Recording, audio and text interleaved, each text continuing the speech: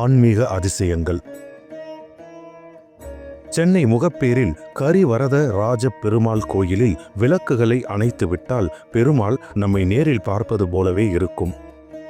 தென்காசி அருகில் புளியங்குடியில் சுயம்பு நீரூற்று வற்றி தண்ணீர் இல்லாமல் இருக்கும் பொழுது பிரார்த்தனை செய்து பால் அல்லது இளநீர் விட்டால் மறுநாள் ஊற்றில் நீர் வந்துவிடுகிறது. தூத்துக்குடி மாவட்டம் செட்டியாபத்து கிராமத்தில் பெரியசாமி கோயிலில் கோயிலுக்கு நேர்ந்து விடப்படும் பன்றி கொடை விழாவின் போது அங்குள்ள நீருள்ள தொட்டிக்குள் தலையை தானாகவே மூழ்கி இறந்து விடுகிறது. குளித்தலை அருகில் ரத்னகிரி மலை மேல் காகங்கள் பறப்பதே இல்லை.